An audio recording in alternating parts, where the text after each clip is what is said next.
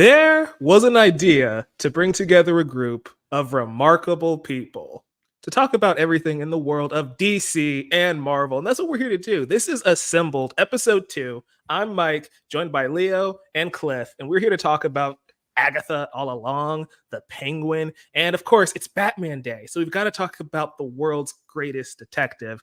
It's been a few weeks since we've been here, though. Leo, how you been, man? Man, I've been good, brother. Just so happy that we're in fall season of shows, man. September just been eating in shows. I mean, Only Murders in the Building, Agatha All Along, The Penguin.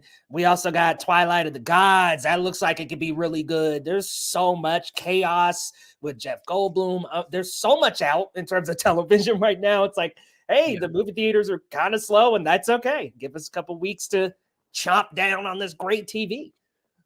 It's been a wonderful season to be a TV fan, especially like we've got Superman and Lois coming up on the superhero front. And it's like, by the time these shows, like the shows we're talking about today, wrap up, we're going to go into the last lap, the victory round for the Arrowverse. And that's going to be kind of tough for me because it's like, let's just be end of an era. Talk about the Arrowverse however you want. It's just like Superman and Lois being the last go round, probably the best show out of all of them. That's going to hurt, because they're doing Death of Superman, and we'll see how that goes. Because if that ends with the death of Super, like proper, that's gonna suck, and I might cry. But we'll get to that when we get there. Don't end off Superman and Lois killing Superman. No, I can't. We can't leave Lois and them boys like that. I'm too attached to that family for that to be the outcome of that show. Cliff, how you been, bro? What's up with the ketchup and the fries? I'm good. We're not going to catch up on fries. That's a great summarization of this entire show. I feel like, and we'll get into that later, but I'm good. Like y'all mentioned, we got some good TV happening. We got some good TV coming. Like, outside of all the ones y'all mentioned, I finally finished The Bear. I'm like one episode behind on Fallout and what have you. So like, I'm catching up. I'm slowly churning through, all these TV shows and whatnot. And movies, we fall season. We finally got some good horror movies coming out. Well, let me not say finally, because we had like long legs and everything, but we're in that season where it just feels right. Where it's just like at least once a week there's some horror movie dropping. Like we're close to Smile 2 dropping and what have you. So like I'm excited. It's getting cold out. It's that time of the year where like TV and movies just like they're really about to hit, and I'm so excited for it. Oh yeah, for sure, dude. Like, this is my time of year where it's like, especially we're all in cold weather cities, and so it's like temperatures dropping. My weekends consist of football, TV, and movies, because that's generally what I like to do anyway. So this is peak time for me, where it's like get to come here, talk about the Batman, talk about Agatha and Marvel, and then tomorrow I get to watch my Green Bay Packers play. I'm happy. Why not? It's a good time to be alive. But as you guys know, if you're watching us live here on Geekly Goods and Geekly Goods Live, thanks for joining us. You can also catch the replay over on the Chatter After. And if you want the podcast feed, it's going to be on the Chatter After podcast feed as well. It's Batman Day. Leo, you had some ideas because we're streaming on Batman Day. What do you want to talk about before we get proper into Penguin? Let's just talk about our favorite Batman movies, our favorite Batman shows. Listen, man, I'll be real with y'all. That dang animated series, that 90s Batman animated series, I love that show. And honestly, I wish I did a little bit more deeper diving into like Brave and the Bold and some of the other ones, but I just love Batman animated series and Batman Beyond. Like that was like my era of Batman. And honestly, watching those, it takes me back to the time of Spider-Man, the 90s series, X-Men, the animated series. Like it was just such a good time to be alive in those late 90s, early 2K when they were doing the reruns too, man. It was just so much fun. So favorite TV show for me for Batman is not Gotham, that's for sure. It's Batman, the animated series, easily. And also Batman. Gotham disrespect. Listen, man, Gotham's good. I ain't going to say all of I've never watched the show. I'm just being that devil's advocate. I watched 3 seasons of Gotham for work, and it was a nightmare. But yeah, Batman Beyond and Batman the animated series, like easily my 2 favorite Batman shows. Yeah, I mean, that era of Batman, I think, was just not just a defining moment in like our childhoods, right? Because we all grew up around that time and it was on. But I think it was just a defining era for the character, right? Because let's talk about the history a little bit. Batman the Animated Series was originally just like some cheap TV tie-in promotional thing for Batman 89. Like even when you hear the score and the music, it's supposed to invoke the feeling of the Burtonverse, but it became its own thing. And Bruce Timm and Paul Dini and the entire crew behind that show just developed it with so much care. And it became the defining version of that character, I think, ever. Like to this day, like even Batman and Robin, as much as we give that movie crap, Mr. Freeze's origin is ripped from the animated series. Yeah. Like that's not his comic origin. They ripped it from the cartoon. And even Schumacher was like, oh no, that's too good of a story for us to not try. And it's like that's how influential that series is. That's how influential Mark Hamill and Kevin Conroy's performances are as Joker and Batman. Like to this day, even voice actors now are trying to emulate them and that style and that tone. And so, I mean, yeah, I'm right there with you. Favorite series, definitely Batman the Animated Series. One of my favorite shows of all time. If Avatar: The Last Airbender didn't exist, it'd probably be Batman the Animated Series. I mean, I don't blame you, man. It's easily one of the best, not even animated shows, just shows of all time. So well done. Seriously. Cliff, what about you? Your thoughts? So as someone who hasn't finished the entirety of the animated series but has seen a good chunk of it, I'm with y'all. Get I out. fully understand. Let me just turn this camera off. Goodbye. But no, it's yeah, I really enjoyed it. It's without that show, I wouldn't have gotten one of the things that make me such a Batman Superman fan, which was that crossover animated movie they had where Lex and Joker teamed up. Yes. In Superman the Animated Series. Like it's one of my biggest inspirations for why I love superheroes and just comics as a whole. But that Batman Beyond, Return of the Joker, was it 2007 series, the Batman, that had a little different animation style that I really dug, especially when we got to season 4 and they started introducing more Justice League members. I also love how they introduced Batgirl and then introduced Dick Grayson later on in that show. It has a legacy that like has not only has it transferred over to other animated things, but movies and Batman, the Arkham quadrilogy, I guess if you want to count Origins as well. I do, but if other people don't, that's fine. I mean, Origins has the best story out of all of those Arkham games. I'm sorry, it does. Gameplay wise, it might be the weakest. Story wise, I think it's the best. So I feel like it still earns its place in the Arkham. It's series. A good year 2 origin story that like I don't think a lot of us give it credit. Give the credit that like it deserves. Essentially, it's the only good version of Bane ever. Hot take. I'm sorry. Oh, hot take. I wish I had like like this. Only good version of Bane. Oh, wow. Like, do we not Bane have? Is a rough character. That's all I gotta say. Mr. Wolf, welcome, buddy. Thanks for joining us. Isaac? But yeah, I mean, I think we're all on the same page with Batman the Animated Series. I want to hear your guys' top 3 Batman movies. I will include the animated ones for the sake of it because there's a lot of good ones there. But I feel like it's easy to sing the praises of BTAS being like the pinnacle of the entire character's history. But the movies, I want to hear your takes because I think we all have varying lists. Y'all go while I look at my letterbox right now. I'm gonna have the most like typical list, but honestly, Dark Knight, The Batman, and Batman 89. Like those are these in order? Trilogy. Oh no, these aren't in order. Okay. Are we doing in order? If you want, I'm just making sure. I'm not going. I can't order. Go home. You can't make me choose between the Batman and Dark Knight. I love them. But what I like about all 3 of those is they were all 3 different eras of Batman. They all portrayed him very well for the time that they were Batman. Like the comics and the culture around those Batman, I thought they brought out a great performance for the time and the culture. And then, honestly, I completely lost my train of thought. But I will say those 3 Batman, my favorite. What if I had said BVS? What would y'all do? To each their own. I would have respected that. I would have judged you so hard. It's okay. Wait, Cliff, you got it on the list? Me and Mike, we're just Two-Face in this situation. Two-Face and Harvey Dent just trying to we're not going to take. We both taking sides here, but no, I don't have it on my list because I don't even consider it a Batman movie. That's more so just like a team up movie, arguably. Oh, But for sure. we're not here for that.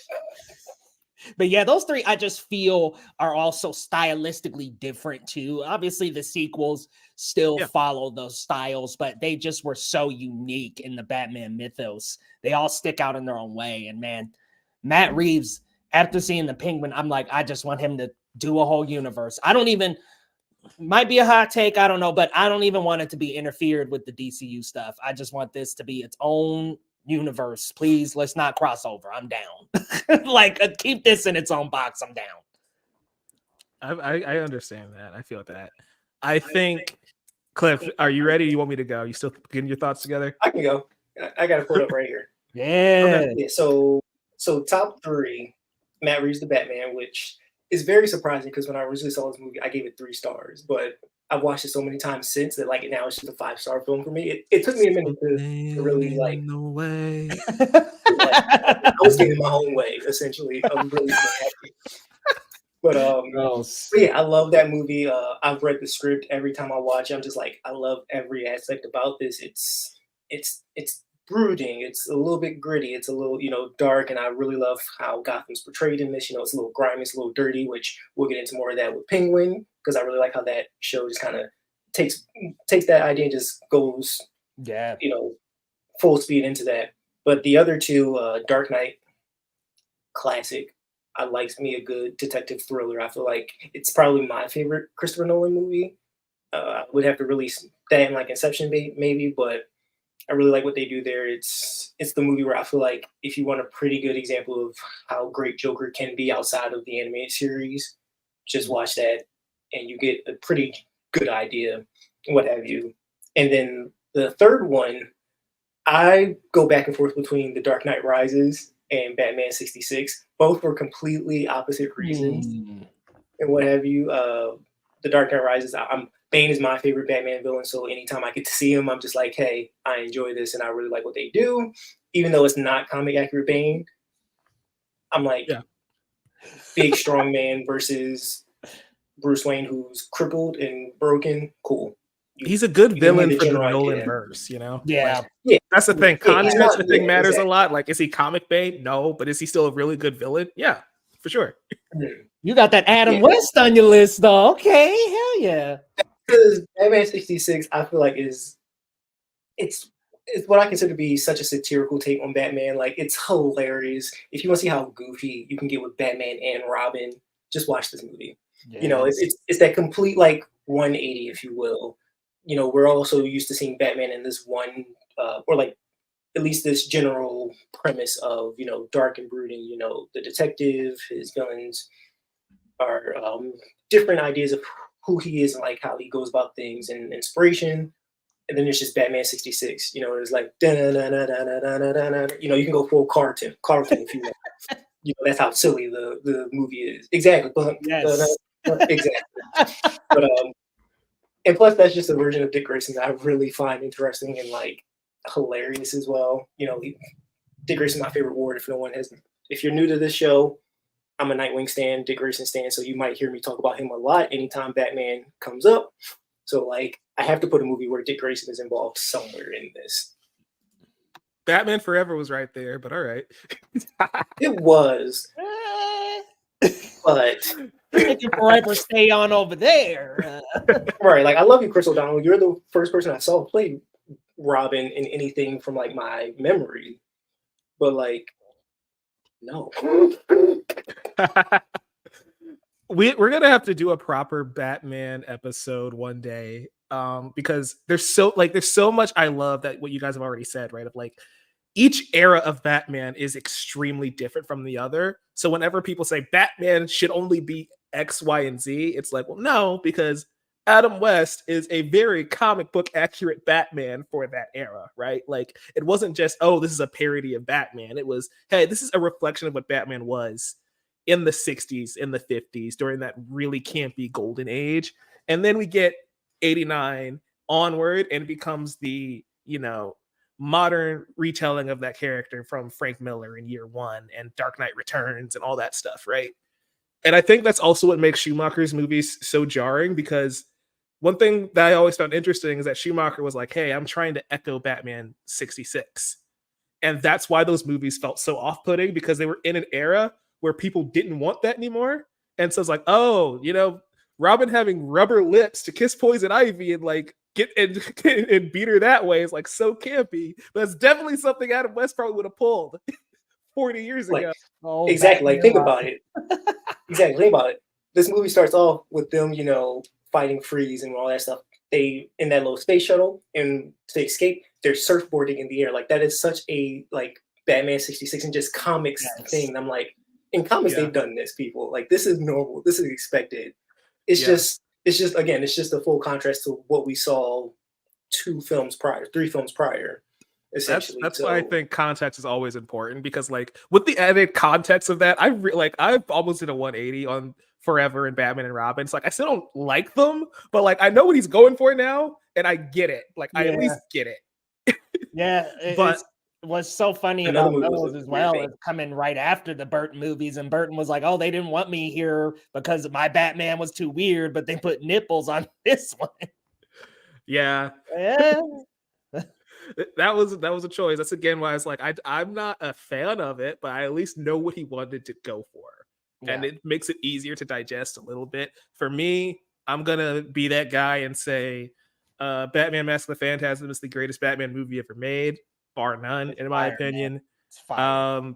Batman Under the Red Hood, I'm including Wait, I animated thought we movies. said no animated. We said I said animated. include animated. Oh, Run it back, man. y'all. No, Go in the man. chat. back. Go back Look, 5 minutes. Run it Mike. back. Because All right, I'm like, Mike, go through your list and then Leo, give yours again. yeah, I'm gonna have to rearrange. I thought we weren't allowed for animated. Uh-oh. Mask of the Phantasm, Under the Red Hood is a perfect movie to me. It just Man. throws you in. It's like, hey, this is Jason Todd. This is what happens. Boom, bada bing, bada boom, let's go. Like, it doesn't have to give you all the lore. It doesn't have to explain who Nightwing is. It's just like, hey, we've got an hour and 10 to tell this incredible story. Heartbreaking. Let's get into it. And then we're going to talk about the Batman. That's probably my favorite live action Batman movie right now because it gives me everything I love about that character. It's unapologetically emo. Like Robert Pattinson's take on Bruce is a very realistic take on how I think Bruce Wayne would be. It's like almost weird. Like he's not Christian Bale, right? Because Christian Bale was almost like the perfect, like he was smooth, he was the playboy, but also he could get down and dirty and be Batman. It's like I think for Bruce Wayne to be up all night and be dirty in the streets of Gotham fighting mob bosses, he has to be a little off. He has to be a little crazy, right? And I think Pattinson has that balance of, yeah, Bruce Wayne's a little kooky. I hope in the sequel he finds that playboy energy so he can keep up the facade, but like for that to be year one of that universe, it felt like an Arkham game. And like even in Penguin, like the streets of Gotham are just so gothic, right? Not in the Burton way, but more in a detective noir, almost like comic book way. And it feels like the Arkham games. And I just love that universe. And I can't wait to see more from it. So I am Under the Red Hood, that's the Phantasm, and the Batman. I love all of these though. All the ones you guys named, love those too. That's why I want a full episode dedicated to breaking down Batman's on-screen history, but we'll get to that another day. Okay, Leah, what's your revised list? Once you can include animation. Oh, I'm gonna shift out Batman 89 and put in Mask of Phantasm. Like the Mask of Phantasm is such a good one. And honestly, it's hard for me to not put in Under the Red Hood, dude. That's like the perfect like Batman and Red Hood movie. I'm like, man, it was definitive. The way that thing started with just Joker blowing him up. Like, dude, the way that movie just solidified Batman, not only Batman's mentality of fighting crime, but also Red Hood challenging that. Like, I loved how Red Hood's philosophy really challenged Batman's in a way that we've seen before, especially in the deeper TV shows, but not necessarily on the big screen. So, man, that Red Hood, so good. But I think I can't put in my top 3. I just can't quite take the Dark Knight off. So I want to have the Dark Knight, the Batman, and Mask of the Phantasm. Full disclosure, I didn't even give my actual top 3. I just wanted to make sure we talked about those other movies because all of our lists would be very similar. And it's like, we have to squeeze in some of the other movies here. So like The Dark Knight Returns 1 and 2, I think those are perfect. Those are perfect movies as well. So man. good. Like they're so good, man.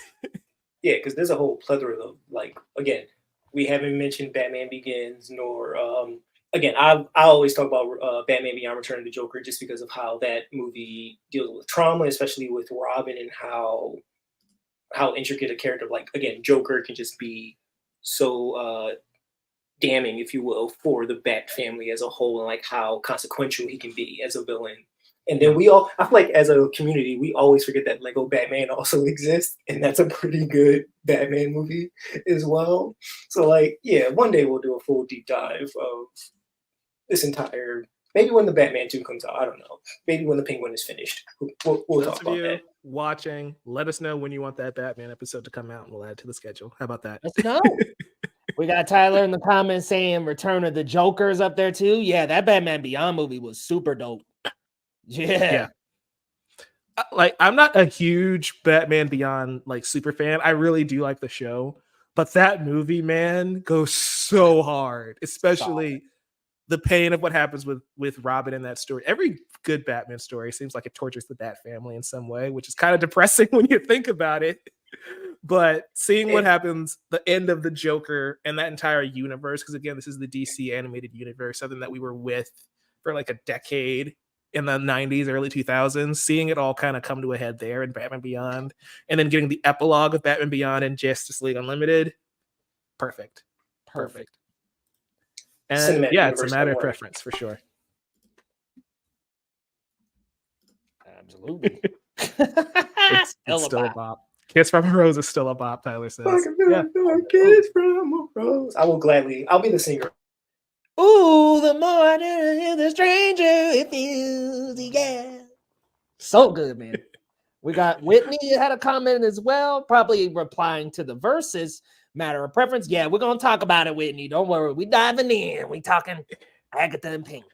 Don't worry. Yeah. While we're on the topic of Batman, I guess we can easily shift into the Penguin. I dubbed this entire section as we get into the review portion, the Coven of Villainy, because how on earth did we get a Marvel villain series, a DC villain series airing weekly 2 days in a row, back to back? Like, who saw that? Are James and Kevin on the phone now? Like, hey, we're gonna sync up and just make it Villain Week, because that's wild. Well, what's weird is we still don't have a date of release officially for Your Friendly Neighborhood Spider-Man or the next Wakanda series. So are those gonna line up with Creature Commandos too? Like, are we just gonna get Marvel and DC? We've got Superman and we've got Fantastic Four coming out. Dude, I'm loving this. Like, yeah, like everybody talks about fatigue and burnout. It's like, if they both just hit us at the same time, it's just going to be in bursts. It's like, hey, here's your superhero dopamine hit for like a month and a half, and they go away and they both come back. But, I'm so down. I'm here for it. I want to talk about the Penguin because we're already been talking about Batman, and it'll be easy to transition into the Matt Reeves of it all. absolutely. Cliff's going to be right back in a moment. So we're just going to keep going. The Batman, again, is a verse that you and I both love, Leo, and I love how, like you were saying earlier, how gritty it feels, how gothic it can feel, but also Reeves is just doing his own thing with this property. Yes. And seeing it from the eyes of Oz, right, on the ground, seeing Gotham in a different way as opposed from Batman's POV. When we always see from Bruce's POV, it's very much rich guy way up here looking down at the cesspool below him. Mm-hmm. Now we're just in the weeds. Like, this is what Gotham City is like from the human perspective. I thought that was really interesting from episode 1. So I wanted your thoughts on this episode, just generally. Well, that's such a good point to make because I think that's what separates this from the Gotham series, right? We're also looking at it from a law enforcement lens in that show. So everything and everyone looks fantastical and weird. Whereas in Penguin, it's like all this stuff going on around him, this corruption. It makes sense for this show. Like, it fits into the mold that is Gotham. It characterizes the city even further because we got that in the Batman. And now, like you said, we're down in the weeds. We get to see that even more. It sets this tone of a more gangster, more HBO-like approach. I mean, it is reminding me of those HBO classics, The Wire, The Sopranos. We get those gritty, muddy feeling type of thematic feels from this show. I also love Colin Farrell in this role. I mean, I forget he's up under that. Like, he is completely transformative. The suit looks great. Spoiler warning, we saw it naked. So we also see that the suit it looks good. It looks great. The acting between him and Kristen Milioti, who I'm sure we're going to talk about her a little bit more. Fantastic, man. I mean, the acting top to bottom, so good. And you were mentioning the actor earlier, Cliff, who played the son Falcone. Very good. I mean, has presence. When he started clowning on Penguin, man, I knew it was it for him. I was like, all right, you're done. You're done. But I just love, just to tie this all together, I love furthering the Matt Reeves verse and how gritty and real and dark this universe feels. But then even from this lens, we still get that gangster-like feel, that HBO production. I think this was a match made in heaven, honestly, for Matt Reeves and HBO. Yeah. I really love what you said there, right? Of like feeling that HBO gravitas here to it. And I think that makes the Penguin feel so cinematic. Like, I watched episode 2 of Agatha all along right before watching this episode of the Penguin, and just the contrast feels very, very different, right? Where this is not even a knock on Agatha, it's just the way Reeves and company approaches the universe of the Batman, where it's like, oh, it's very dirty and gritty and grimy, and you can feel that crime boss feel to it, because we are dealing with these legendary characters in the Batman mythos, right? Dealing with the Falcone family and Oz trying to grab power. Now there's a big power vacuum after the Riddler flooded the city. You can feel the No Man's Land inspiration from that book that Reeves is pulling from. And I just think production value is up there, man. Like, we got to like the 35-minute mark, and I'm like, oh, there's still half the episode left. Unlike some of these shows that kind of just end at 40 minutes. And like, I'm just glued to my screen, like, oh my goodness, where are we going to go? The pacing is so sharp, dude. And honestly, this and Agatha, yeah, take a look, Marvel and DC. This is the power of having practical sets and practical suits and wardrobe and everything. Like, the practicality of it makes it feel so much more real and believable. It's great. I mean, we're just traveling around a corrupt city. yeah. Well, and that's my point of like, this isn't me taking a slight at Agatha at all. They're two very different shows tonally, and Agatha does what it wants to do in a perfect way, and we'll get to that in a bit with its like hocus pocus energy that it brings to it. But yeah, going back to Penguin, I love Colin Farrell's performance. I can't wait to see the world of Gotham. It makes me also more interested in Batman's perspective again, because it's like, so we see what's happening down here. I wonder what Bruce is seeing, because you see on the news, Batman's helping save people from the flood. So it's like, he's busy doing the heroic stuff. What happens once the city is somewhat stable, and then he's like, oh no, the Penguin has risen to power. What do I have to do next in Batman 2? But Cliff, give us your general thoughts on the Penguin. Oh, this was a great first episode. Oh my goodness. As y'all mentioned, it feels very, very reminiscent. This isn't pretty. This isn't for the weak. If you in this world, you're gonna get messy. Like, this is our Scarface. This is our the trilogy, Al Pacino, Francis Ford Coppola, The Godfather. There it is. Yeah. Not saying that this show's on the same hype, but I'm just like, in terms of I think we need a mafia, crime show or movie every couple of years, because it's too ripe of an area to not investigate, to not do a lot of good storytelling with, because I think personally we all love watching bad characters arcs and just like seeing what their world is like, essentially. And I think the Penguin does a really good job here, especially with the Penguin now being at the bottom of the totem pole, essentially. And this is him rising to fame, his rise of power, et cetera, et cetera. Like, it's very interesting that like he somehow got himself a little Robin before Batman even gets a Robin to some degree. I'm like, oh, look at you, already got a sidekick, already got, your second in command going, which poor Victor, we'll get into all that in a minute. But yeah, the series is great. I'm curious if they use the volume a little bit in this series in terms of like background, because I know the Batman uses that system. I don't know if they did it for Penguin and whatnot, but like, and I'm only saying that because I really enjoy just sort of the background of all this and like how they set up a lot of the different areas of Gotham, especially when we see them driving into the flooded areas now. I'm just like, oh, okay, y'all paying attention to detail, if you will. And like one of the biggest examples of this is when they're in the subway and right across the other side you just see a destroyed subway like car, and I'm just like, oh, y'all are really paying attention here, and I appreciate that. And so just as a Batman fan, as someone who just loves great storytelling, just the attention to details really are really good in this show, and it's great. It's solid hour and what 10-minute episode. I think that's how long Hmm. it was. I just right out the gate, we came out swinging. We know why we're here. We know what to expect. Great character, and the guy who plays spoiler alerts for anybody who hasn't seen the Penguin yet. This is a spoiler The conversation. If you haven't watched The Penguin or Agatha all We should along, have keep preferenced it that, stepping. yeah. We'll put that in the titles. Spoiler alerts ahead.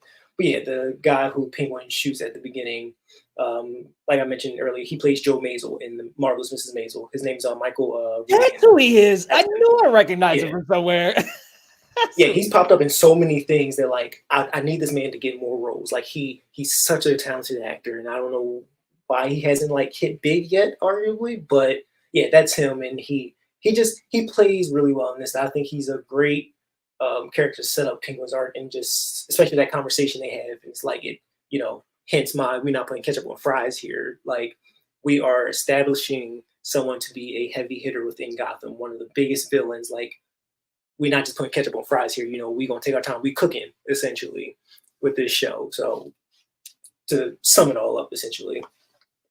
So I wanted to do a mention too about the style and how it takes into account the details of the Batman. This is such a seamless transition from the Batman to the show. Like them Yeah. saying at the beginning of the episode, "Hey, last week the Batman," it's like, whoa, like this is like such a easy transition. Whereas I look at John Wick and the Continental and I'm like, man, they needed like whoever is producing this show to take that style and put it in their show, but it just stylistically transitions super well. And I feel like we're getting into a Matt Reeves corner, which is crazy to think that the other show that we're about to talk about is the same.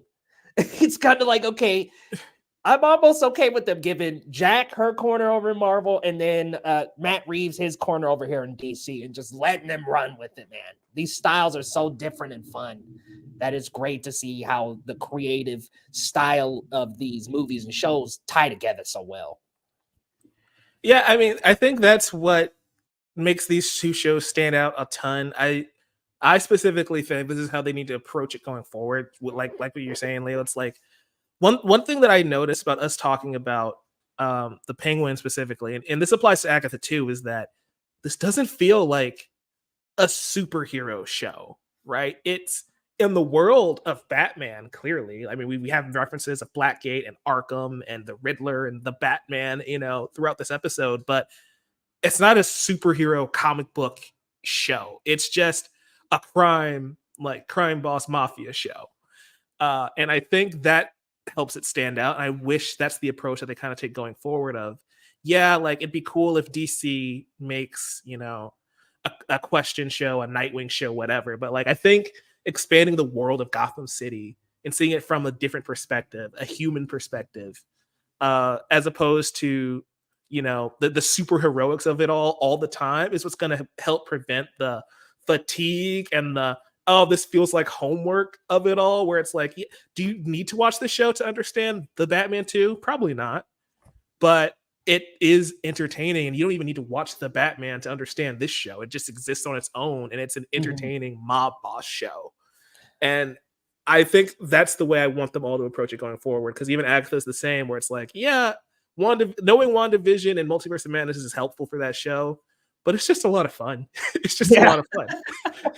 And that's all it needs to be. It's like, yeah, it exists independently. And if you don't like that side of the MCU, I don't think you're beholden to having to watch it to understand what Doomsday or Secret Wars is going to do. But for those who do like the mystical witchy, like Scarlet Witchy elements from the MCU, it's right there for you and you can enjoy it. And I think going forward, that's how I want them to do it.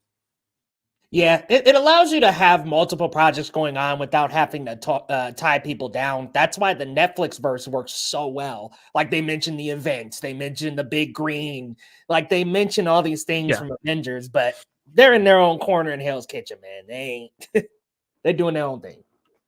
Right. Yeah. And to give them that, like, specifically for Netflix, they also weren't even owned by another company at one point. So like they had no choice, but I still agree with your sentiments around it, Leo, because again, I always look at whenever there's like an offshoot of some comic book property or like there's already a franchise and then someone does, this show, that show, Peacemaker, if you will, it feels like I always describe it as, it's that 6-issue miniseries.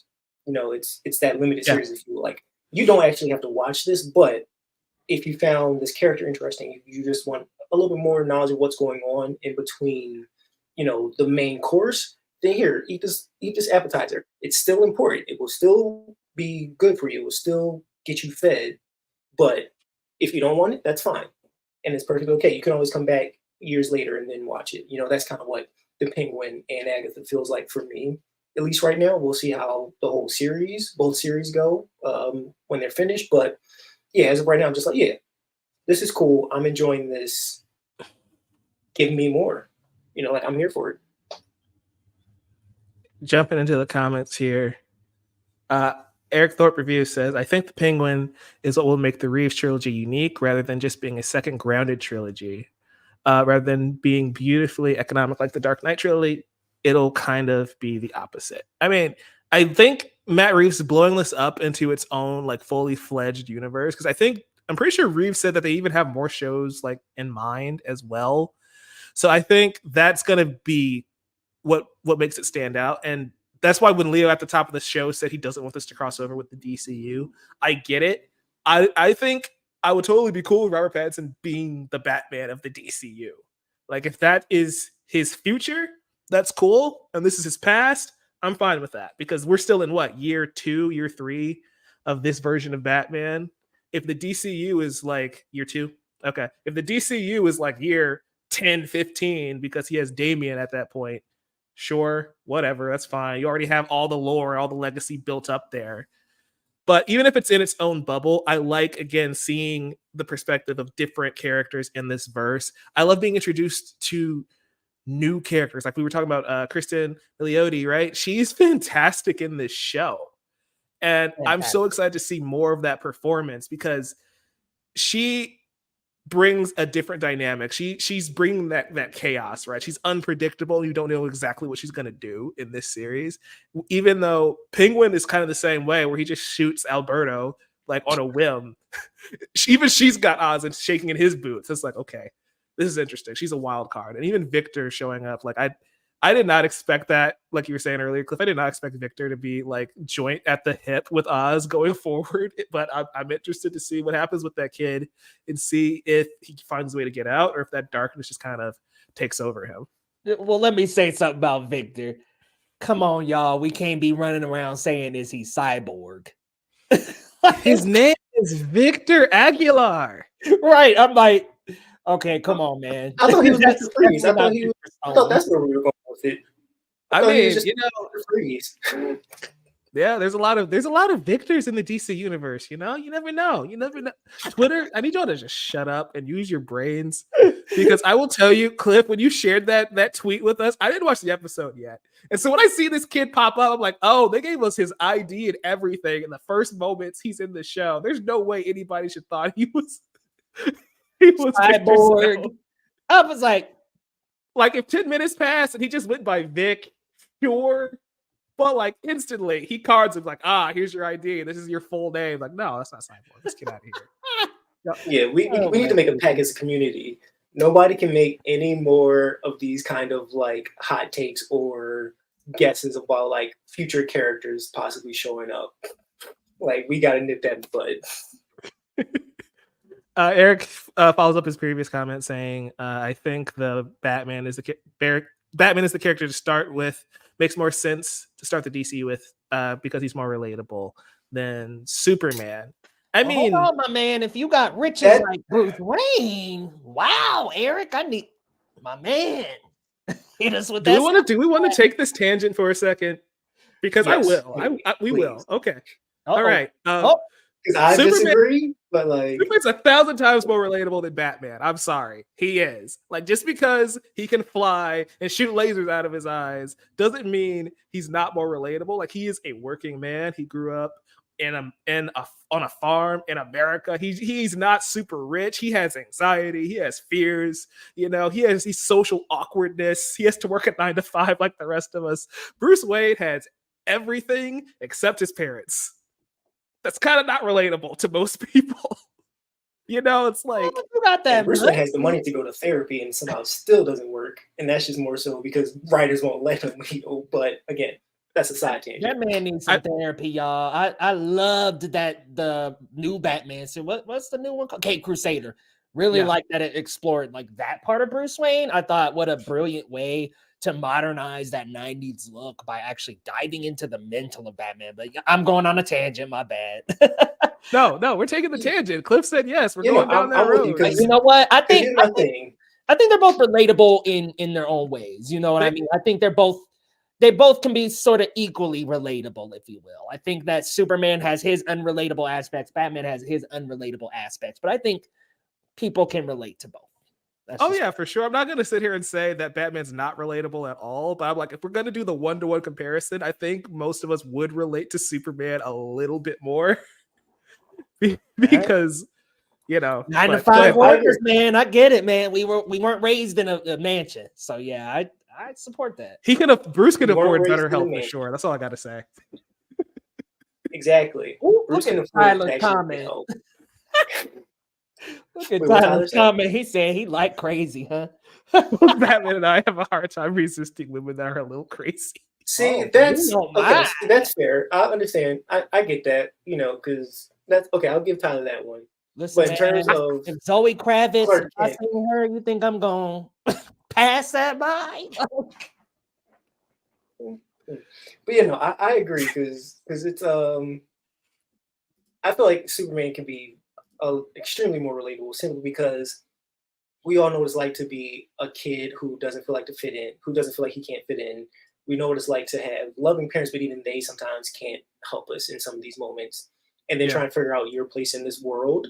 Like Bruce Wayne, he subconsciously already knows what he wants to do. He wants to, you know, help Gotham. He doesn't want people to feel the same way he felt when he was a kid. And he's just doing this very like crazy thing about it, you know. Whereas Clark Kent is just like, what do I do? I have these gifts, I have these abilities. For a lot of us, it's like, oh, we're good at this thing, we're good at that thing, but the outside world is telling us something different, et cetera, et cetera. And he got a 9 to 5. Like, he's a journalist. You think he's making money? I don't care what department he has. Don't care how good of a department he had in Batman v Superman or in the Reeves movies. He ain't getting that kind of apartment on a journalist salary. Like, it's tough out here for journalists. Like, exactly. So like, Superman is far more relatable, I think, at least in terms of like a human level. In that regard.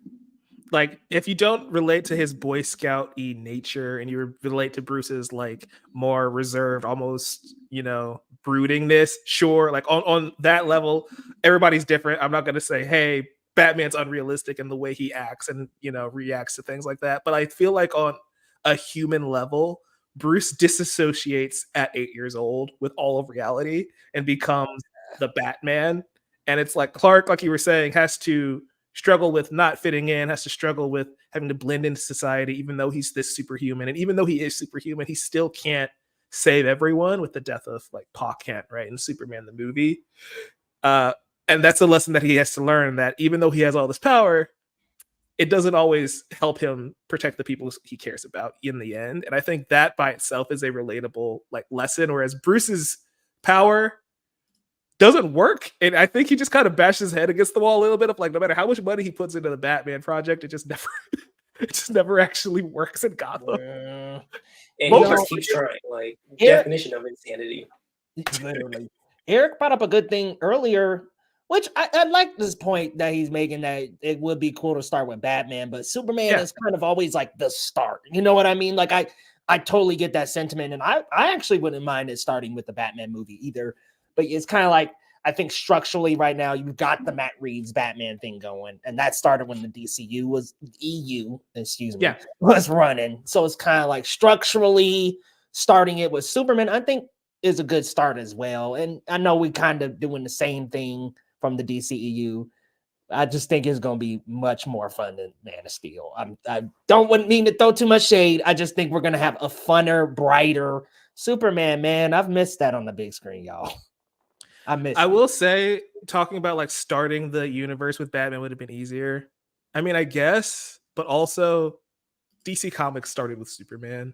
So I feel like we're just running it back a little bit, you know? Like, and that's a universe that is lived in, and I don't think we'll actually understand what that means until the movie comes out, because there's Hawkgirl, there's Guy Gardner, there's, you know, Metamorpho, the Lanterns are already like, Hal Jordan's already like 50. So I need to see how it all comes together. But like, yeah, I mean, I think you could start with Superman or start with Batman, just like from ground one, and it works. But yeah, I get what you mean. Batman, I mean, starting with Batman, of course, like that's an easy money maker. That's going to get butts and seats, and it's going to be less risky from a business perspective too. Breaking news rumor: apparently, Tom Holland's role in Doomsday is significantly bigger than his role in Avengers Endgame and Avengers Infinity War, which I think we saw coming with the Doctor Doom casting. But apparently, they made a plan to have him film both Spider-Man 4 and Doomsday pretty close together. Just a rumor for now, but who's the source? So we got concepts of a plan. Daniel RBK. Okay. I was about to say, if it's my time to shine, hello. No, it ain't no my time. Like, listen, I wouldn't be interrupting us if it was Little Miss Time to Shine. Also, I'm not gonna let Cliff slide. I heard that we got concepts of a plan. I heard that. I didn't miss it. I heard it. That's all it is at this point. I'm not friendly right now. Of a plan. Oh, I mean, I don't think that's a surprise at this point. Nah. Like, Tom Holland he's the biggest Avenger they have left, right?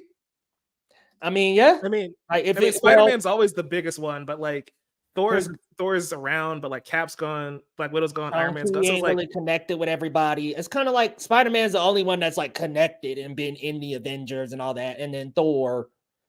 But other than those two, everybody else ain't been teamed up. Yeah. Yeah, so like, we don't have an Avengers team right now. So who else is going to have an emotional connection out with this version of Tony Stark? Especially like, because Peter has no connection with anybody right now anyway. Nobody knows who he is. So it's like, I guess him seeing Tony is probably going to hit this right now. Like, exactly, Mike. That'll be interesting. Did we have any other thoughts on the Penguin before we move on to Agatha? I really like the writing in this first episode. Like, the script, there's multiple lines of dialogue that just, it sat with me. I love every conversation that these characters have, and just like, I should have wrote down more lines, but like, just there were times where I would like rewind every like minute, be like, wait, this is good, you know. Hence, you know, we're not making ketchup on fries thing, whatnot. But like, even with like Christina Miliotti's character and like a lot of her deliveries and how she like walks and just commands a room, and like she already knows it's some nonsense going on with Oswald, and all that stuff, and just that's what it was. Also proof that Arkham doesn't freaking work even in this universe. She's like, oh yeah, I've been rehabilitated. Instantly, it's just like, no, you haven't. That deadpan face when she says like, we know you lying, but okay, sure, we'll go with this. But yeah, I think the dialogue and script is really good. I really love the scene with Oswald's mom. Again, y'all know the line in the chat that I shared, you know, where she gave him motivation, but also it's just like, I kind of want to throw my hands with you now, Mom, because you just going to disrespect me too. Like, I already got the Falcons and the Salvatores. No, that's Maronis. Thank you, Maronis. It's too many crime names. They're all great. Right. It's too many to remember. I thought they were the Carmines, the Falcones. I was like, Armands, the Falcones, like it's way too much. The Luthers, if you really want to, like they could do that as well. But yeah, I really enjoyed this script. I really enjoyed just the pacing of this episode as well, especially that final moment with Oswald and Victor and how they kind of set Sophia up. I'm just like, so oh, great. see, this like it shows why Penguin is so good. And that's what it was. Sophia mentioned a line like, you're so good at talking your way out of things. And I'm just like, yes, this is it. Yep. Like Yep. even in conversation, this man can get himself out, he can wobble his way, if you will, in relation to Penguin. Like he can just wobble his way out. And I'm just like, yes, this is a Penguin I love. Yo, did anybody just love his like walking through the episode? So like, did I miss something? Like, was he doing that in the first movie, or did like something happen to his leg? No, he was. It was in the first movie. Okay, because like it felt way more pronounced. Like, oh, he's doing the Batman 66, like full on waddle. Okay, I get it. I see it. Which I do appreciate. They give an actual reason for it as well. I don't know if y'all saw. I mean, he has like a leg brace, and I just wasn't sure if I was like, did Batman break his leg in the last movie and I forgot? I wanted to watch the Batman. We're getting back into this, but I think. Oh, I'm thinking about watching Batman tonight just because. But yeah, he did do the waddle in that movie. Yeah, he did the waddle in that movie, and also Falcone was recast.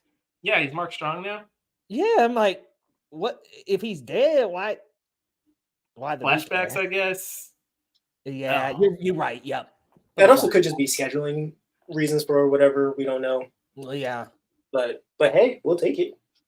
I wonder if this is going to lead into like more long Halloween stuff because Sophia is such a prominent character in the show. Great, man. Krista Milioti, terrifying. Man, I said in the Discord, I'll say it here. I was like, listen, I thought when I seen that scene of him being cuffed, I was like, hey, that could be me. But anyway. That's cool and all. Everybody got their thing. It's the fact that 2 seconds later, like, you really want that to be you, bro? Really? All right. Listen, man. Look, I don't think shame. If you into that, if you into some BDSM, we love that. I'm all that for you, but we're not losing an arm. We're not doing that. No. Well, not the string part. We're gonna stop it there. Tyler, if you need somebody to play DC, the Shazam throwback. The Sinestro throwback. Oh gosh. He was in that. I forgot about this. So this is the first time he's played a good villain. That's crazy. Wow. Overall, or we just talking DC? In DC, like that's why I said it. That's because I knew it was going ruffle some feathers. I'm just like, wow. Third time's the charm. That's crazy. Dang, I forgot about that. He was Sinestro, man. Damn, what a terrible. We all forgot about Green Lantern. I did not, and neither did Ryan Reynolds. He brings it up every chance he gets. No, every chance. Parallax. No, but I can't wait to see what happens with the Penguin going forward. It just got me. It reminded me that I love the Matt Reeves verse so much. Like the second that the Batman theme starts the show off, and it's like doom, doom, doom. I'm like, oh god, we're back. Let's go. And the credits roll. It's like, okay, I forgot how much I missed this. I'm not even mad that Batman doesn't show up in this show. I know that was like ruffling some feathers when they announced that up front. I'm glad they did, just so people don't have that expectation.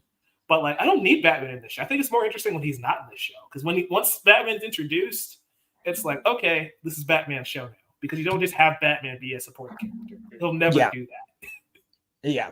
Maybe a hot take. If you tell me that someone is making a show about the Penguin or Lex Luthor or even like Cheetah, I expect none of the heroes to show up at all. Because I'm like, I'm here for them. So like, I don't even care if Batman never shows up. Because like, I get Batman. I get the gist of it. He's somewhere, flying off the buildings. Like, that's fine. I'm here for Oswald Cobblepot, and that's it, essentially. Like, the only way I would live with it is if it was the looming threat of Batman. Of like, Batman shows up in the final episode, maybe. Sure, I guess. But like, what if Batman appears in episode 1? I'm like, I don't care, because Bruce is gonna stop whatever Oz is doing anyway. Like, once Batman's introduced, I feel like Penguin will not get a win because Batman will stop him in whatever the plan or action he takes. So it's like either Bruce never shows up or he does show up at the end and he just blows up everything. And I don't think you want that, Yeah, we want the villain show. We don't want to see the usual typical hero fare. Or we didn't pull up to the Penguin to see the Batman. Yeah. Oh, and I want the last Penguin to survive into the next movie. I want him to be like a bigger presence in Batman 2. So yeah, same. I think he will be. I Yeah. think he will be. He's gonna take over this. And then last thing, Colin Farrell again, great in this role. Like I also forget this man is in like a full like prosthetic suit and what have you. Like I feel like this version of Penguin that we got, I feel like this is a dude who's walking around in real life right now, essentially. But yeah, he's great in this show. It's really good. All right, guys, if that's it on Penguin, we can move on to Agatha. This was a show that, for me, I was not interested in when they announced it. It felt like, oh, they're capitalizing off of WandaVision's success and popularity, which I should have known better because I adored WandaVision. It still probably is my favorite Disney Plus series. And they kind of bring that same vibe and flair to Agatha, and I really appreciate that. I loved episode 1 of the show. I thought episode 2 was okay. I'm interested to see where they go with it on a week-to-week basis, but I think hitting the ground running, we're still doing the TV like homages with like Mayor of Easttown or True Detective with Agnes. But yeah, I really am glad we're back into this corner of the MCU because it is unlike anything else we've seen. It's even completely different from Doctor Strange, right? Like it feels like the Scarlet Witch's corner of the Marvel Cinematic Universe is its own thing now, and I really enjoy that. Leo, you go. Oh my goodness. So Agatha all along. Listen, we've been through a whole slew of different names for this. Coven of Chaos, House of Harkness, what was it? Darkhold Diaries. Yeah. They settled on Agatha all along. I'm glad they just settled on Agatha all along. But prior, my interest was like so. Listen, I love Catherine Hahn as Agatha. I loved WandaVision. I mean, it's one of my favorite MCU shows, period. But of the Disney Plus era, definitely the best one thus far. So I'm glad to be back into this. I will say I love the True Detective vibe.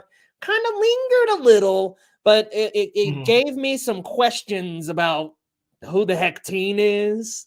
Because, spoiler warning, we saw her look at her room, her abandoned room with her son, Nicholas Scratch, who is a character in the comics, forms his own coven.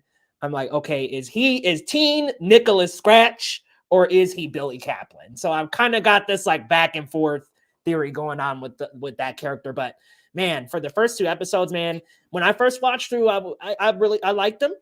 But man, that second watch through, I loved episode 2, actually. That was the one for me where I was like, it established the tone of this show. It's witchy. It's like you said earlier, hocus pocus vibes. We had this fun Halloween-y type show that's not trying to have Captain America come, swinging in or anything like that. It has its own corner in the universe, and I love the coven so far.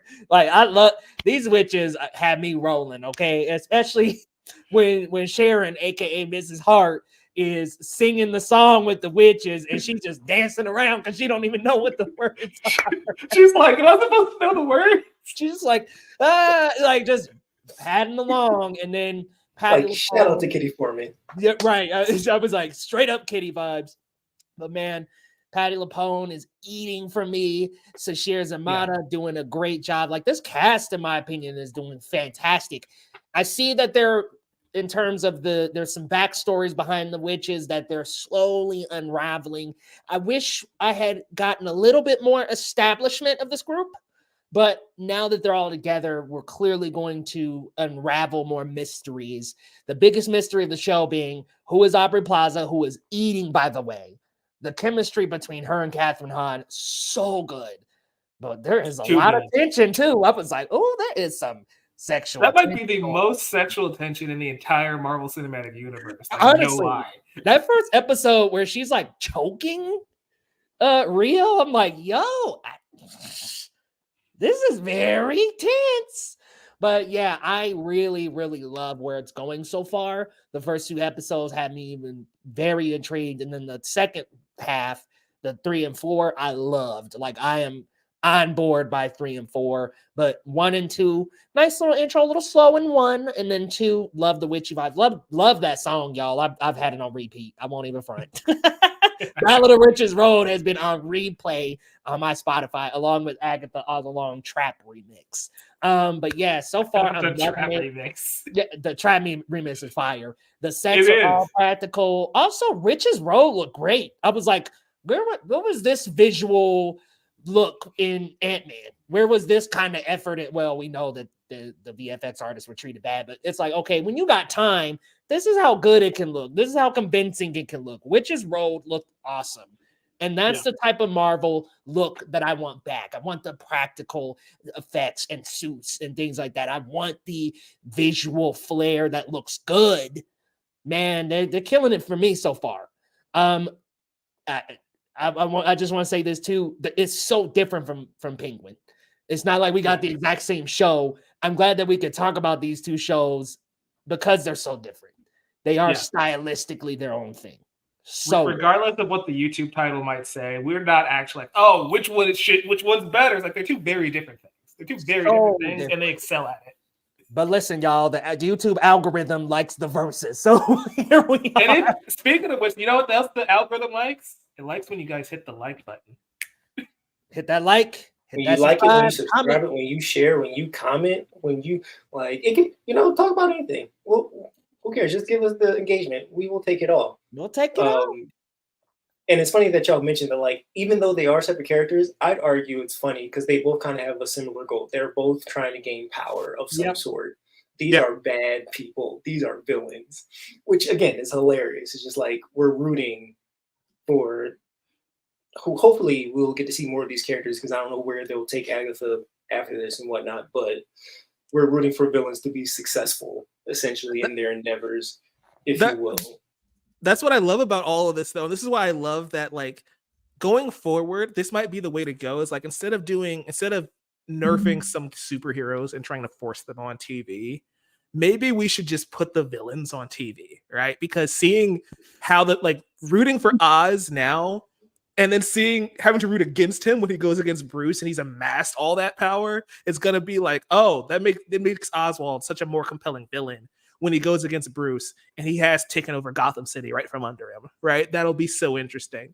Same thing with, I don't know what they're doing with Scarlet Witch, but like if Agatha regains her power and becomes like this master sorcerer, she gets her hands back on a version of the Darkhold, how does that affect Doctor Strange? How does that affect the Scarlet Witch? And now if those 2 come to a head again, that's going to be so fascinating. And I think this is what makes the shows way more compelling this way, right? Where it's like, yeah, I'm not supposed to root for Agatha and I'm not supposed to root for the Penguin, but you got me hooked. And I know this is going to bite me in the butt later because then I'm going to have to be like, oh, Bruce, I don't want you to beat Oz, beat the living crap out of Oz. But it's also like, I got to root for Batman and Robin in the sequel, right? Yeah, and that's such an interesting point you make about putting the villains on TV, because then you don't have to watch if you really just don't want it. If you want to just stick with the films. And Agatha, in my opinion, more so than I would say probably majority of these shows, feels like it's got its own thing going on. At least in these episodes that I've seen so far, it feels self-contained. And I'm like, this Marvel, whether you love Agatha or, you're a little bit more on the it's all right side, I think we can all kind of agree that it doesn't feel like, oh, I got to watch this for Secret Wars, bro. Like, I got to watch this for...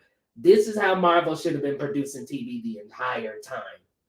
Just give people these, witchy spinoffs and these stylistic differences, and have this going on over here and the main continuity of the films going on in the films. Love what Agatha's doing with that. Yeah, for sure. I think that also helps, like, because we always have the dumb question of where are the other heroes, right? Like if Hawkeye is fighting Kingpin for 6 episodes, where is Spider-Man? Where is Daredevil? Like that doesn't happen with the villains because the villains don't team up. And the heroes aren't going to step in to team up with the Penguin. Like Batman's not going to team up with the Penguin to stop Sophia Falcone, So it's like you don't have those lingering. Not yet, like, at least. not. Oh gosh, the war of jokes and riddles is going to be the next season. No, but like you're not going to see stuff like that happen when the villains take over the shows. And this is not me saying I don't want the superheroes to get shows at all, but like I think this is a new formula that they kind of unlocked here, and I want to see them tap into it a bit more. And is it arguably even a new formula? Because this, I guess, this is like the second and third time we've seen a villain get its own series. Like again, Peacemaker being the first one I can think of. I can't think of any other ones where a villain got a spin-off show at least, or miniseries, if you will. Yeah, that's fair. Again, it's just something I'm thinking. Like I don't, because it still feels very brand new, and like I'm just curious if this just like another I guess like, bottom moment. Hey, You know? MODOK? No, that show's terrible. Oh, yeah. No. is that the No. was that Hulu or Disney Plus? Yeah, the Hulu animated MODOK show. Yeah, it's not good. After what was that? Cloak and Dagger. That universe. After that, I haven't watched any Hulu like Marvel since. Honestly. I will say, at least for me, when it comes to Peacemaker, I guess I always look at it slightly different. Like, you're not wrong. I'm not disagreeing. But, like, since the Suicide Squad were the heroes of that movie, I just never looked at Peacemaker as a villain through that lens. But, I mean, you're totally right there. Like, Amanda Waller technically is an antagonist or a villain. So, therefore, the Suicide Squad should be looked at in a similar vein. So, Peacemaker is technically, like, a villain / antagonist in the DC EU. Now the DCU, it's gonna get weird. But anyway, that's why like I didn't think of it that way, but you're not wrong. Like, yeah, he technically is a villain who had a show and it worked. This is a good comment from Eric Thorpe. I was like, where's Batman when Penguin is shooting at kids? But yeah, it can't be everywhere, which he said in that monologue. Yeah, it's kind of like we get to see from the villain's perspective, right? Batman's not always there. And that's what makes it so interesting is like, we're used to, Batman jumping down and saving the day, but that just doesn't realistically happen 24/7.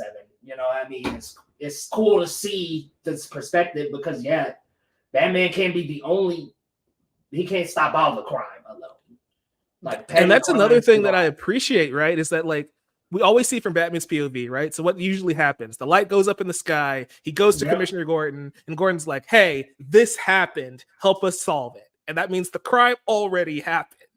And now we're seeing that. That's why it's like if Batman is alluded to or shown at the end of this series, that's fine with me. I don't need him to like show up sporadically throughout the entire thing. But like if Batman is on the Penguin's tail throughout, that's cool. Like maybe maybe we see the bat signal in the sky in the last episode, and that's how you know things are about to go down because Batman's now on the case because Batman's been investigating the murder of the Falcone's son, right? And I think that'll be an interesting way to do it. But yeah, go ahead, Leo. You know what? If that's how it ends, like if it ends with him seeing the bat signal in the sky, I think that's a great ending to that show. Because it's like he rises to power, and then who's there to challenge him? Batman, right? Hell yeah. It's also interesting because I know a lot of people always think about that. It's like, oh, where was this hero when this is going on? I'm just like, we don't ask this when we're reading comics, nor when we're watching, other things. Like, y'all, we know they're somewhere else. And like, it's not just one crime per story. Like, whatever. Really, is Cliff? going on. You don't read Green Lantern number 45 and wonder where Nightwing is every issue? Come on, man. Yeah, because I know Nightwing, he's in Bloodhaven, but he also got the Titans Tower, but he also got to go back to Gotham and help Bruce, and he got to go help the Justice League. Like these people. And he's got a million girlfriends, so. Hey, he's the hoe of DC. It's and we love him for that. Bruce, but Brucey B. Right. But yeah, I guess I'll share my thoughts on Agatha. I realize I never actually said if I like. Let's know. I dig him. As someone who like magic and whatnot is not his like go-to in terms of story. I dig it. Felt like I was watching a Disney Channel episode. I felt like I was watching Halloween Town, if you will, especially with episode 2. I was like, yes, give me the singing, give me the Salem 7 just popping up. I'm like, yes, try and make me scared a little bit in this, And I even love the is it called The Witch's Road? I'm drawing a blank on it real quick. Yeah, Ballad of Witch's Road. Yeah, yeah, like beautiful song, and I love just I like how like Wanda Agatha has to like assemble her own little team to perform like a heist Right. of some sort. I'm just Yeah. like, yes, give me my peculiar squad. Like this is what I need and what have you and whatnot. But yeah, it's fun 2 episodes. I'm really curious to see how this is going to turn out. I'm curious to see if this will have a larger effect in the universe because Mike, you mentioned earlier, especially with like villains going up against heroes later on in the future. Can we classify Wanda? Like Wanda is still a villain in my mind. I don't even think she's still a hero. When these two go up against each other again, because the first episode of Agatha, Agatha's just now getting out of the whatever trap Wanda set for this town herself. Like everyone else was freed, but Agatha was still in it. So like there's already a grudge, there's a personal vendetta I feel that Agatha has or could have against Wanda. And I'm just like, where does this go? Like, is Wanda going to get her power back to then get revenge on Wanda, where we still don't know where she is, even? So like, where is this heading? I'm very curious to see like, where's the payoff for this coming, and like, and I'm very excited to see like where this journey is going, because I have a feeling again, since Agatha's a villain, she's about to sacrifice. I feel her team, except for that one kid. What was his name? Teen. Yeah, Teen. His name is as her. Yeah, it's Teen. He's either Teen or he is Agatha's pet. Which when that happened, I was like, "Ooh, she does not care about any of these people." She said, "This is my pet, my pet." Literally, like it was crazy. And I think again that it's a good establishment of like who Agatha is as a person. She's like she has end goals. She's awful. I'm going to use whoever I can to get it done. Like I mean, I'm going to cry when Kitty Foreman when something happens to her. Like it's going to break my soul. I mean, like, so for I know something's going to happen too. Like I know it's going to happen. Like I'm convinced all these characters, they're all going to have a challenge of some sort that's going to get them trapped, whatever, blah blah blah blah. Yeah, no, it's like you just know you're like.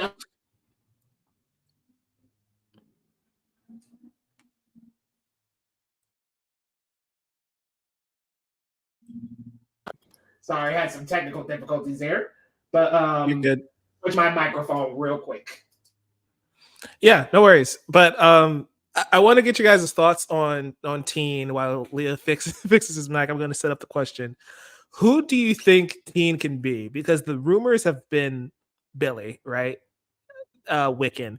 I don't know if they do that again, but also like, do you want to set up Wiccan without Wanda? Like, how does Wanda factor in? And I guess I need help on the timeline of events too, because we know Agatha has been under that spell for 3 years. When did Wanda die in the timeline? Has it been 3 years?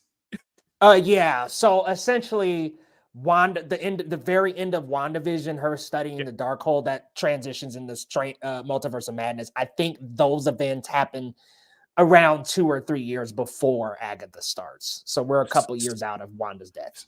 So Wanda's been dead for years now, allegedly. That's interesting because I'm like, are we just jumping in time, or has Wanda been gone that long? Because this is where the timeline gets weird. Because like, is Peter in college? Like Parker, is Peter Parker in college now? Because at what point does No Way Home fit into the timeline? Because I thought No Way Home was around WandaVision, but if Agatha's up here now, that means Peter's about to graduate college, unless he just that's a good point. Off years. I'm not entirely sure either.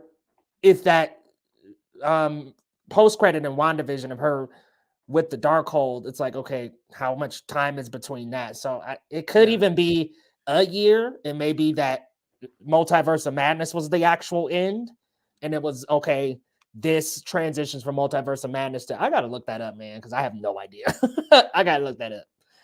Thanks for the content. I'm gonna let y'all do that research because I stopped trying to figure out timelines. Well, we're gonna have to do an MCU timeline another day, I guess. So I wouldn't think Wanda would come back. I don't think Wanda will come back as a villain, just because like the influence of the Darkhold was definitely what got her into the villainous role in Strange in the first place. So she destroyed the Darkhold. The Darkhold's gone. I know she did some really messed up stuff in Multiverse of Madness, but I think when she comes back, it's not going to be in a villain format. But Agatha is gonna view her as a villain no matter what. She took my power. She stripped Agatha's life away from her. So for Agatha, she's always gonna be a villain. I know for sure. Like if Wanda does stay in villain mode, I need her to have the Kang line of when she sees Pedro Pascal, she needs to be like, "Didn't I kill you already?" Dude, that would go so so hard. messed up. That would go so Didn't I kill hard. you already? Like, all right, here we That's go crazy. again. Oh my goodness. Yeah, because that's what I'm thinking. Because I'm like, I know Wanda's not actually dead. Like, she got sucked into a star, right? Like, she'll be back to some capacity.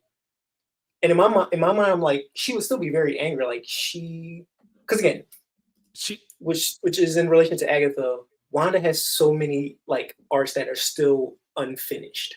Yeah, like that still needs resolution, and Agatha is going to be a part of this to some degree. So like when it's like, yeah, go ahead. Go ahead, finish your thought, Cliff. Sorry. Yeah, I was just gonna say, so like, my mind, Wanda would come back. I feel like she would still be villain-esque, I'll say.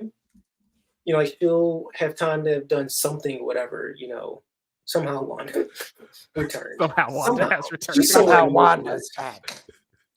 So I noticed Yeah. it says for the timeline, it is 2 years after MOM. So it's been 2 years since her death. Okay. Interesting. Peter should not be in college by the time we see him again, but okay. Anyway. I'd argue just because here's the thing. At the end of No Way Home, Peter didn't even get his GED yet. He has his Aunt May is dead, Uncle Ben is dead, he has no friends, no one knows who he is. So Peter's probably working a 9 to 5 trying to pay for college, which arguably he could still be in college if they wanted to. I doubt they actually would care that much and whatnot. It's not that he wouldn't be in college, it's the fact that the rumors are the next trilogy is the college trilogy. And I'm like, if this kid is already a year or two into that, I don't know if it would be. He's gonna be working at the Daily Bugle and going to school. That works for me. But I just think the timeline of it is a little fuzzy to me. That's all. But this goes back to my question about Teen, right? We were waiting for Leo to kind of fix his mic, and so we kind of went around it. So for Teen, I think okay, so I think it could make sense for it to be Billy Kaplan because he's technically not Billy Maximoff. He's a reincarnated Billy. So it's like, okay, if they want to go that route where he is Billy Kaplan, but he's, you know, a reincarnation, he becomes Wiccan and whatnot, which there's like a photo of him standing on top of Witch's Road and like a hex star under him. I'm like, okay, there's got to be some kind of significance. Or he could be Nicholas Scratch, like I was alluding to earlier. He could be Agatha's son. Maybe she did sacrifice him and somehow he did come back and wants revenge on her. Not sure which route they go, but those are my two guesses. I don't think we can do the Ralph Boner thing again. Like, we can't do that again, right? Otherwise, then it's just a gag, and it's just like, okay, forget theorizing. It's just going to be a Ralph Boner situation. So they can't do it again. He's got to have some significance this time. I guess my theory, if we were going, this is just full on like fan theory. I have no substance for this. If we're going to go Cliff's route of Wanda still being an antagonist, right? Billy getting out of this series and then joining the Young Avengers and Kamala Khan and Kate Bishop having to fight the Scarlet Witch or Agatha, you know, might be interesting, right? Like maybe Wanda starts up because we have America Chavez who already leave Wanda as a villain anyway, right? So like Wanda could be an antagonist in that movie, and then she and these kids team up to defeat Agatha, and that's the movie. That could be cool. And that's how Wanda redeems herself and joins the Avengers proper again because she helped the Young Avengers stop Agatha and this weird witch nonsense that happens. That's just my idea of how you can tie it together, but we'll see. Yeah, I mean, I see Eric Thorpe's comment here. Boner was different because he was literally Quicksilver from Fox. Yeah, but hey, Teen, it's like you want that to be Billy Kaplan. It's a magical character. We want him to be Billy. Like, can he be Billy? So like you said, Mike, we get the Young Avengers. I mean, we've already set it up at the end of the Marvels, which, by the way, there's so many post-credit scenes that have just not paid off yet. So I just need them to drive this one home and make this Young Avengers team. I mean, Doctor Strange could theoretically do this if he wanted to. That's the crazy part. It could. We already saw that he could do that. We could, but then I feel like it would be wasted because, like, again, I need Wanda to get a full arc. I need her to get a full resolution somehow Yeah. and whatnot, because we mentioned, earlier conversations, where Mike, you had mentioned, Wanda as a main character. And, I was like, yeah, that's being very generous for her. But, like, do we want to see her then come back, still a villain, kind of get redemption? I'm just like, I don't know. For me, I guess I would need like more just for sake of respect for Wanda. I'm just like, yo, we use this character in so many different aspects of the MCU that, like, I don't know. I just need something more, I guess. And in relation to Team, I had no idea who he could be because I don't know enough about the magical side of Marvel, nor do I know about Wiccan and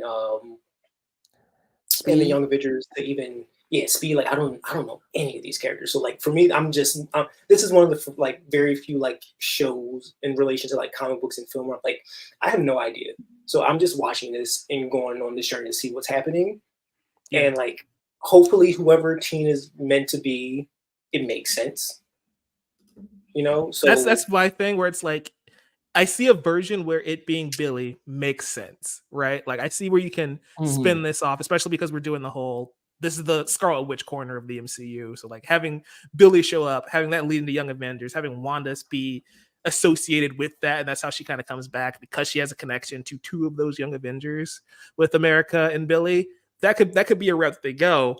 But I also can sit here and say, well, we thought Mephisto was going to show up, or we thought Reed Richards was that engineer, or we thought Quicksilver was actually from the Foxverse, right? And it's like I've been bitten so many times in this specific corner of the MCU where it's like, I don't know, I want to explore every logical step before we jump to the most exciting version of it because I don't want to get disappointed again.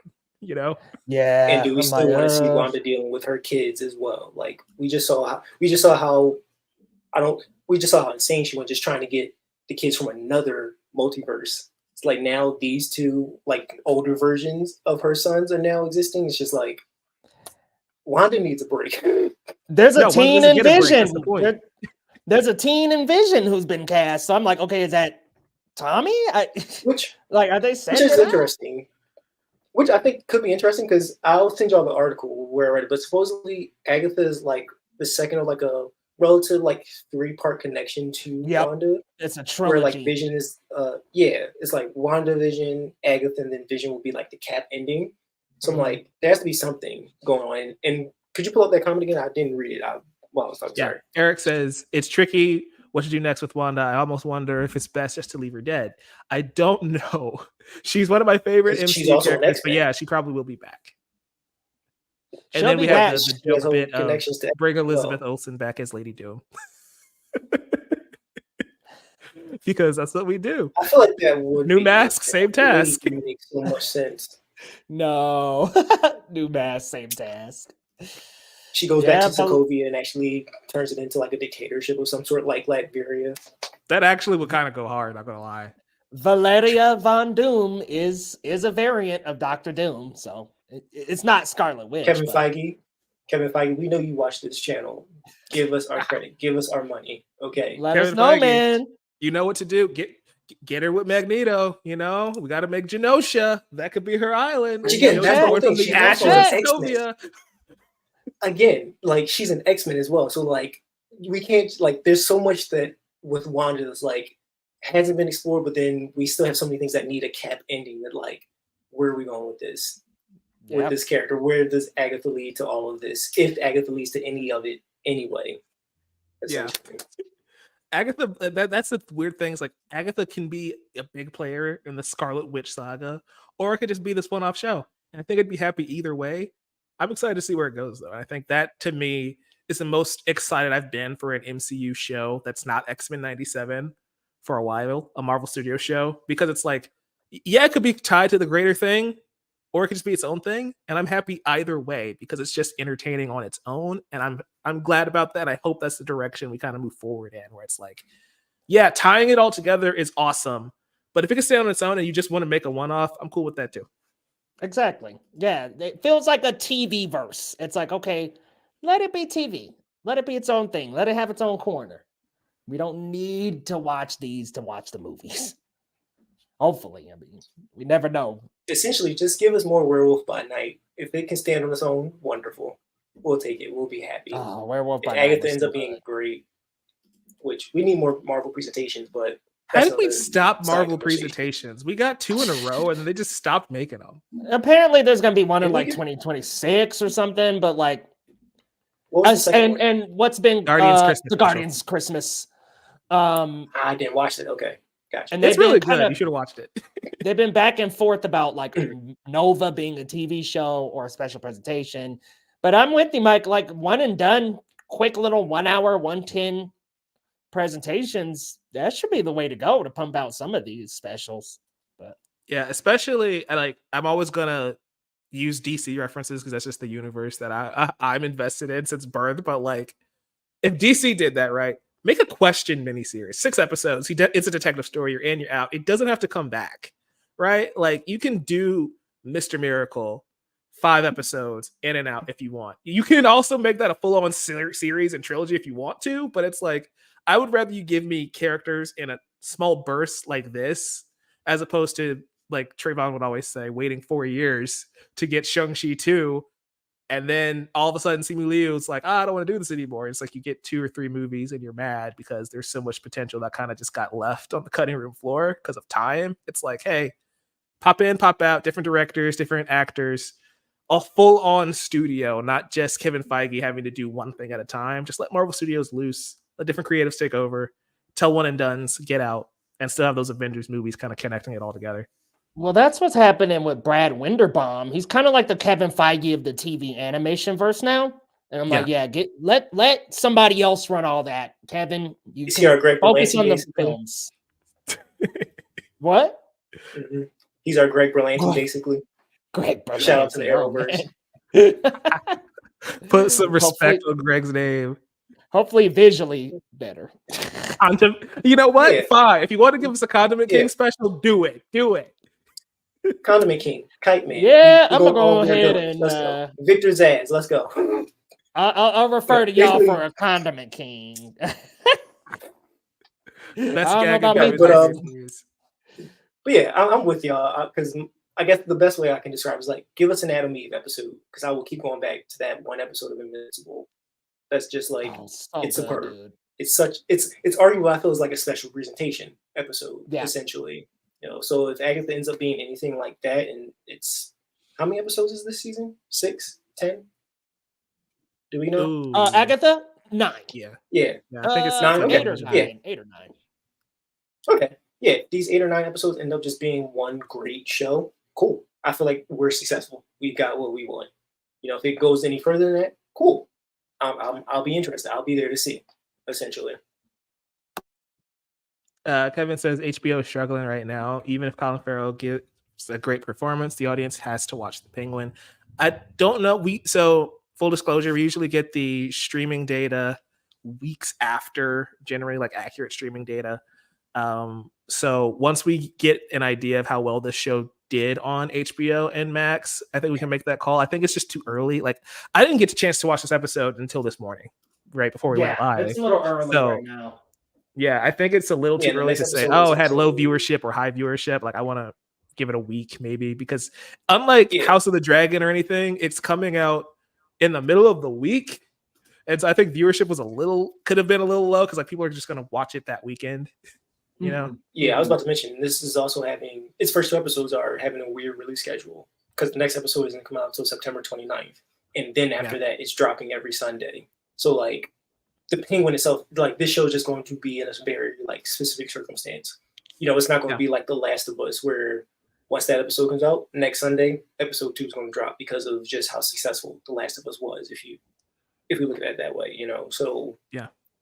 I think it's too early to tell. Again, I don't know what's happening on the HBO side. I haven't watched that many HBO shows recently and whatnot. I'm just patiently waiting for God of War. Interesting tidbit about The Penguin. Michael Giacchino's son, did the score. Oh my gosh. Cool. I mean, the score for the Penguin was really good, and so you know what? Good job, kid.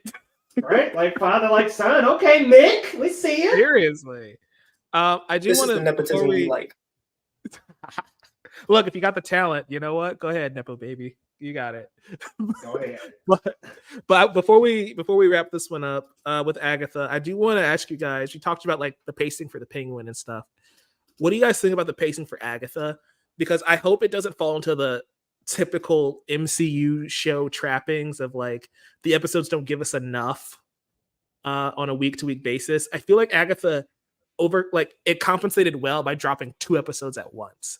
Whereas next week's going to be 1 episode and it's going to be probably a 35-minute episode. Will we start feeling that, oh, we didn't get enough this week out of this episode again? Or do you think overall each episode was pretty good?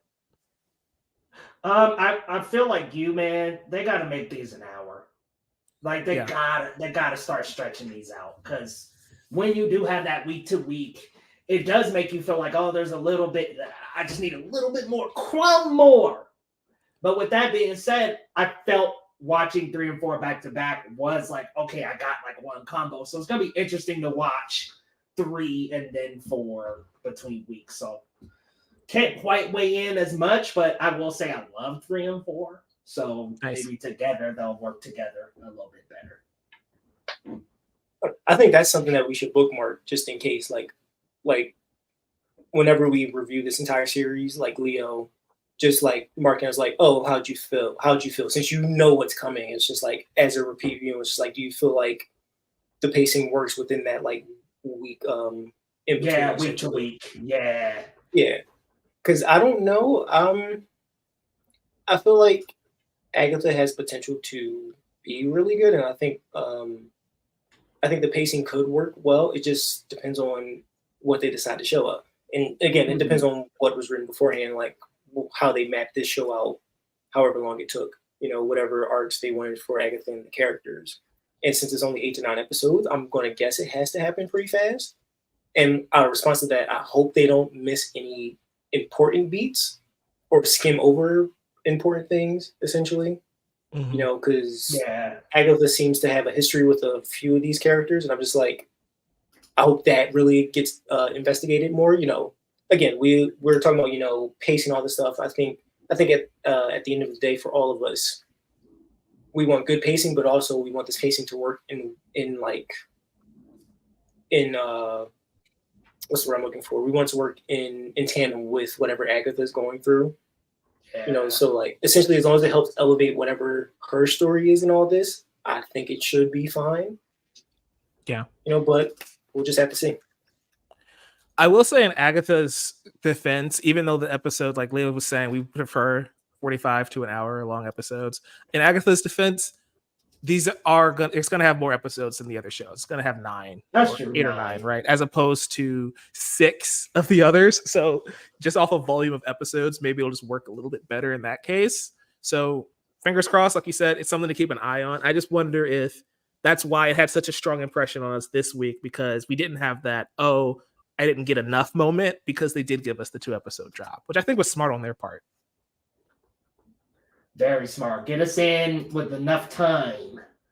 We got Abdul Hadi as a comment. Oh. First up, we've got Tyler saying this is our first Nepo composer. I think so, technically. I but think so. Does Hans got any kids? Maybe. Does John Williams got any offspring that we don't know of? John Williams. I'll do that research. I'll do it after off screen. I'll let you know, Tyler. Next time you see us here, I'll give you that answer. Yeah. Abdul says like both, an 8 for Agatha and a 9 for the Penguin. I mean, I think that's fair. That's actually where I'm at. I'm like 8 for Agatha, 9 for Penguin. The ballad of Agatha a little bit lower, but I respect that, Abdul. Great ballad. Really good ballad. Oh yeah, guys, is that our show for the day? I think that's our show, unless we had some final thoughts, guys. But I'm enjoying both of these shows, and I'm glad they're both out at the same time, and they're both so different that we get to enjoy them both. By the way, Cliff, thanks for the heads up. I thought Penguin was every Thursday. I was like, oh, okay. So appreciate the release update. Yeah. it's going to be interesting to see these two develop and grow as those seasons move forward. Do we think Penguin gets a second season? I never thought to ask that. Is this a limited series? I think it's limited. I don't think it'll get another one, but it might. I might be wrong. I feel like it's a limited series, and maybe this might be me downplaying how good the show could be, but I don't see it going past the second season. And again, that's not like me throwing shade or anything. I'm just like, do we want to see this much Penguin in terms of another season? And again, I'm not even trying to be way like too much shady. of Penguin in this episode, if we're being honest. Yeah, I'm just like, I like Oswald, so like, I don't know if I need like another season of him doing this, because once you get that, once you amass that power, I'm good, sir. Like, let's put you back in the movies and let's get going. You know, give me that umbrella machine gun. Yeah, you made the rise. That's fair. Well, guys, I guess we can wrap this one up. That was my final question. Cliff, what you got going on? Where can the people find you? You can find me at Twitter on Clifton La La Land. Also, follow my Letterboxd, because that's where I spend most of my time on there, just watching movies and just making lists and doing research and all that stuff. Yeah, you can also find me here, and I sometimes might make an appearance on the Amateur Otaku. Like, I'm sure when My Hero is done, I'll probably pop over just to chat with all of y'all and what have you. And yeah, for right now, that's where you can find me. That next episode, I know what it's about. It's going to be heat. I can't wait to talk about that finale of the season. It's going to be great. I'm going to be in the Discord later tonight watching tonight's episode, just like, what is happening? How much more of this can I take? My Heroes is in such an interesting spot right now. Also, shameless plug, you can find me at Novice Cinephile, Chatter After, Amateur Otaku, Collider.com. I am interviewing the cast of My Hero Academia. You're next, so that'll go up on Collider in the next week or so. Check out the other interviews for like Transformers 1 when those go up as well. Leo, where can the people find you, my brother? Y'all can find me over on the channel if you're live, Geekly Goods. Come on over, guys. We got a lot coming up. We're still covering, of course, the Penguin will be next Sunday. So not this upcoming Sunday, next Sunday. We'll have a video for that. Inside Out 2, I recorded a video with Real James, so be on the lookout for that. And then Only Murders in the Building. We're covering that every Monday here on the channel, so be back for that as well. And we've got various YouTube shorts coming out this week. Definitely going to get on that Spider-Man rumor, y'all. We got to talk and break down some details about that, so come on back to the channel. And if you're new, hit that subscribe button down below. Hit like. And if you're listening to this on Spotify, go ahead and give us a review and let us know how we did. All those contributions help us continue to put out content consistently and to you guys. So thank you so much for the support. And Mike, thanks for running the show. Oh man, it's a blast coming together, uniting, talking everything in the world of Superhero Dome. It's a passion of all of ours. So I can't wait to be back for the next episode. I know we have some fun stuff planned. If there's more news that drops, I know like Spider-Man has a ton of rumors we need to get through and talk about one day, because what the heck's happening with Spider-Man 4? And which Spider-Man 4? Because allegedly Raimi was still like in consideration for doing Tobey Maguire's next movie. And like, what's happening with Venom? Apparently he's going to be connected to this somehow. So like, there's a lot of rumors we need to get to. And there's also just a lot of like individual episodes we need to get through as well. And it's very funny that Spider-Man has all of these situations going on with like the third or fourth movie. I'm talking about Spider-Verse. Spider-Verse. Oh man. Listen, Spider-Verse, get it together for me, please. Please. I'm begging you. I don't want to be sitting here. For Mike, I don't want to be sitting here. Just get it together. In 2031, I don't want to be here like, oh, we're finally reviewing Spider-Man Beyond the Spider. We're like, I don't know. I don't want to be in my mid-30s reviewing that, guys. Let's not do that. I don't want it to take that long. Please. Thank you. 2041. No. Oh, God. No.